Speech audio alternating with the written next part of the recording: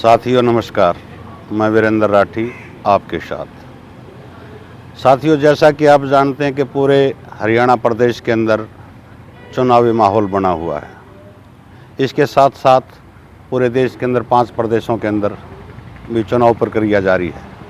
लेकिन हरियाणा प्रदेश के अंदर लोकसभा के लिए अभी 5-6 महीने का समय है और विधानसभा के लिए करीब 1 साल का समय बचा है। लेकिन राजनीतिक चर्चा हरियाणा प्रदेश के अंदर पूरे जोश पे है, पूरे चरम पर है। और इस प्रक्रिया में जैसा हमने आपसे वादा किया था कि हल्के वाइज हम अपना जो सर्वे करते हैं उसके आधार पर हम आपको जानकारी देते रहेंगे।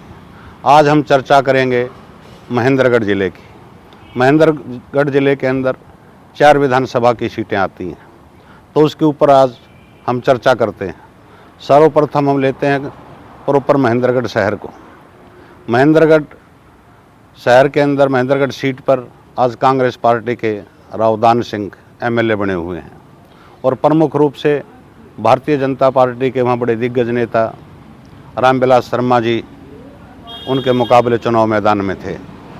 और एक तीसरे प्रत्याशी जो मजबूती से जिन्होंने अपनी दस्तखत दी थी वो थे एसडीएम साहब बतौर निर्दलीय प्रत्याशी। पिछले चुनाव में रावदान सिंह जी चुनाव जीत गए थे। दूसरे नंबर पर एसडीएम साहब संदीप जी वहाँ पर रहे थे। करीब 14,000 वोटों का मार्जिन इनका रहा था और रामविलास शर्मा जी तीसरे नंबर पर खिसक गए थे। पार्टियां तो वहाँ इनेलो भी है, जेजेपी भी है, आम आदमी पार्टी भी है, लेकिन प्रमुख रूप से जो महेंद्रगढ़ सीट के ऊपर हमें मुकाबला होता नज़र आ रहा है 2024 के अंदर, तो इन 3 प्रत्याशियों के अंदर ही मुकाबला जनता मान करके चल रही है। लेकिन इसमें एक थोड़ा सा पेच है। कुछ लोगों का मानना ये भी है कि प्रोफेसर रामविलास शर्मा जी के अब की बार विधायक का चुनाव नहीं लड़ना चाहते। वो चाह रहे हैं कि भिवानी महेंद्रगढ़ लोकसभा सीट से कि मैं लोकसभा का चुनाव लड़ूं। ये तो भारतीय जनता पार्टी ने फैसला करना है कि रामविलास शर्मा जी को वो लोकसभा का चुनाव लड़ाएं या विधानसभा का लड़ाएं। और इसी प्रकार की स्थिति रावदान सिंह के साथ भी है। कांग्रेस पार्टी के जो वर्कर वहाँ पे हमें मिलते हैं तो वो चर्चा कर रहे हैं कि रावदान सिंह जी भी भिवानी महेंद्रगढ़ लोकसभा सीट से पार्लियामेंट का चुनाव लड़ सकते हैं। लेकिन इस कथन में मैं ज़्यादा दम नहीं मान रहा, क्योंकि किरण चौधरी की बेटी श्रुति वहाँ से मेंबर पार्लियामेंट का चुनाव लड़ती रही है। ये ज़रूर है कि पिछले 2 लोकसभा चुनाव वो हार गई, लेकिन उससे पहले वो कांग्रेस पार्टी से वहाँ लोकसभा चुनाव जीत भी चुकी हैं। श्रुति चौधरी अपना दावा टिकट के लिए ज़रूर पेश करेंगी और उनकी माँ जो तोसाम से विधायक हैं किरण चौधरी जी, वो भी अपनी बेटी के लिए पूरा दमखम लगाएंगी। और जो हुड्डा विरोधी खेमा है उस खेमे के अंदर किरण चौधरी की गिनती बड़ी मजबूती से उनका नाम लिया जाता है। तो टिकट कांग्रेस पार्टी की संभावना यही है कि श्रुति चौधरी जी लेकर के आएंगी, तो वहाँ दान सिंह का लोकसभा चुनाव लड़ने का सपना टूट सकता है। लेकिन दान सिंह जी विधानसभा का चुनाव महेंद्रगढ़ से अगर लोकसभा का नहीं लड़ेंगे तो अवश्य लड़ेंगे। उस स्थिति में वहाँ के जो लोकल नागरिकों का कहना है वो यही था कि अब की बार महेंद्रगढ़ के ऊपर किसी पार्टी का, कांग्रेस का या आम आदमी का या जेजेपी का, इनेलो का या बीजेपी का कोई प्रत्याशी चुनाव नहीं जीत पाएगा। उनका खुला दावा ये है कि एसडीएम वहाँ पे जो बतौर निर्दलीय प्रत्याशी थे कि वो चुनाव मैदान में आएंगे और डंके की ताल पर वो चुनाव जीतेंगे। ये भी कयास लगाए जा रहे हैं, वो अपने संदीप सिंह जी उनका नाम है, हो सकता है कि भारतीय जनता पार्टी उनको टिकट का वादा करके अपनी पार्टी ज्वाइन करा ले या कांग्रेस पार्टी उनको टिकट का वादा करके अपनी पार्टी ज्वाइन करा ले। लेकिन कांग्रेस पार्टी की ज्वाइनिंग मैं इसलिए उनकी नहीं मानता क्योंकि रावदान सिंह वहाँ सिटिंग एमएलए बैठे हैं, तो उनकी टिकट काटना भी बड़ा जोखिम भरा काम होगा। तो महेंद्रगढ़ सीट से हमारा जो सर्वे है उसके अनुसार जीत की तरफ बढ़ते हुए कदम हमने निर्दलीय प्रत्याशी के लग रहे हैं। और दूसरी तरफ से जो फाइट होगी तो मुकाबले में बाकी 2 प्रत्याशी, एक रावदान सिंह आएंगे और दूसरी तरफ से भारतीय जनता पार्टी के प्रोफेसर रामविलास शर्मा जी अगर लोकसभा का चुनाव नहीं लड़ेंगे तो चुनाव मैदान में होंगे। मुकाबला तीनों प्रत्याशियों के बीच में होने की प्रबल संभावना है लेकिन जो अपर हैंड रहेगा वो निर्दलीय प्रत्याशी की तरफ, एसडीएम की तरफ आज हमें रुख दिखाई दे रहा है। दूसरा हल्का मेरे साथियों वहाँ पे आता है अटेली का।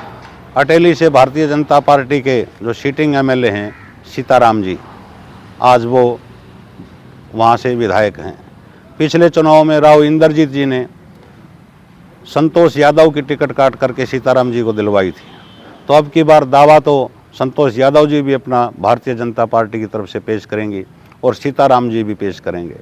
लेकिन फिर भी कयास यही है कि राव इंद्रजीत भारतीय जनता पार्टी के अंदर अपने कोटे से सीताराम जी को फिर से टिकट दिलाने का प्रयास करेंगे और उनके मुकाबले में जो प्रत्याशी हैं वो कांग्रेस की तरफ से पूरी की पूरी संभावनाएं व्यक्त की जा रही हैं कि वो अनीता यादव जी होंगी। लेकिन अनीता यादव जी का 25 से 30 हज़ार वोट बैंक पर्सनल मान करके भी लोग चल रहे हैं। बाकी पार्टी का ग्राफ अगर ऊपर चला गया तो वो कड़ा मुकाबला इनको दे सकती हैं। और इसके भी एक चीज़ और बीच में निकल करके आई, जो राव नरेंद्र सिंह जो पूर्व मंत्री हैं, हो सकता है कि वो भी अटेली से किस्मत आजमाने के लिए कांग्रेस पार्टी के टिकट के लिए दावा ठोकें। लेकिन राव नरेंद्र सिंह के समर्थकों का ये कहना है कि राव नरेंद्र सिंह चुनाव जरूर लड़ेंगे। अगर अटेली से नहीं मिली तो दूसरा हल्का जो उनका अपना है उस हल्के से चुनाव मैदान में आएंगे। तो अटेली के अंदर तो प्रमुख रूप से जो चुनाव की फाइट होगी वो दो पार्टियों के बीच में होंगी, एक भारतीय जनता पार्टी के सीताराम और दूसरा जो कांग्रेस पार्टी से चाहे अनीता यादव जी चुनाव मैदान में आएँ और चाहे राव नरेंद्र सिंह जी चुनाव मैदान में आएँ, इनके बीच रहने की प्रबल संभावना है। लेकिन अपर हैंड वहाँ की जनता आज सीताराम जी को मान करके चल रही है, क्योंकि राव इंद्रजीत के वो समर्थक हैं और राव इंद्रजीत जी का वहाँ पे काफ़ी दबदबा है। तीसरी सीट साथियों आती है नांगल चौधरी की। नांगल चौधरी के अंदर जो सिटिंग एमएलए हैं वो राव अभय सिंह हैं।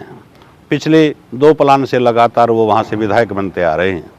उनके एक मजबूत पकड़ इलाके के अंदर है और उनके खिलाफ जो कांग्रेस पार्टी है, कांग्रेस पार्टी से वहाँ पे 3-4 आदमी अपनी टिकट के लिए भागदौड़ कर रहे हैं, जिनमें एक तो पूर्व विधायक राधे श्याम शर्मा जी हैं, एक राजाराम गुज्जर जी हैं गोड़वा गांव से, और एक आईएएस रिटायर हैं जो राव अभय सिंह के गांव से हैं, विनय यादव। वो भी कांग्रेस पार्टी की तरफ से टिकट का तगड़ा दावा अपना ठोक रहे हैं, पेश कर रहे हैं। लेकिन वहाँ के लोगों के बीच में एक ही चर्चा है, अगर कांग्रेस पार्टी की तरफ से किसी मजबूत राव साहब को, यादव को अगर किसी को टिकट मिल गई तो अब राव अभय सिंह कहीं न कहीं कड़े मुकाबले के अंदर फंस सकते हैं। अगर कांग्रेस पार्टी नॉन यादव को वहाँ पे अगर टिकट देती है तो अभय सिंह की सीट को लोग सेफ मान करके चल रहे हैं। चौथी जो हमारी सीट बचती है वो सीट बचती है हमारी नारनौल की। नारनौल के अंदर जो सिटिंग एमएलए हैं वो ओम प्रकाश जी एडीओ हैं भारतीय जनता पार्टी के, और इनके खिलाफ जो कांग्रेस की टिकट जो मैं बता रहा था कि वो अटेली से भी लड़ सकते हैं, पूर्व मंत्री राव नरेंद्र सिंह, कांग्रेस की तरफ से उन्होंने चुनाव लड़ा था। और एक जयपाल सिंह एडवोकेट हैं जो चौधरी बंसीलाल जो पूर्व मुख्यमंत्री हरियाणा प्रदेश के हुआ करते थे, उनके साडू हैं। उनके लड़के हैं रविंदर मटरू जो आम आदमी पार्टी से जुड़े हुए हैं। तो आम आदमी पार्टी से उनका भी तकरीबन मैदान में आना तय है। तो ये काफ़ी रोचक मुकाबला यहाँ पर हो सकता है। इसमें सबसे ज़्यादा जो वोट हैं ये यादव बहुल एरिया है, 30,000 वोट करीब यादवों की यहाँ पे पड़ती हैं।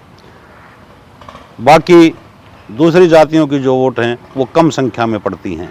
तो यहाँ का मुकाबला भी काफ़ी रोचक होगा और ओम प्रकाश एडीओ के साथ ही मुकाबला होगा, चाहे वो कोई कांग्रेस का प्रत्याशी हो, चाहे वो आम आदमी पार्टी का प्रत्याशी हो। तो दोस्तों, अंत में फिर आपसे मैं यही बात कहता हूँ, आपको हमारे विचार अगर अच्छे लगते हैं, सही लगते हैं, तो आप कमेंट के माध्यम से हमें बताने का प्रयास करें। फिर भविष्य में 2 दिन बाद फिर हम किसी हल्के को लेकर के आपके सामने फिर से पेश होंगे। बहुत बहुत धन्यवाद।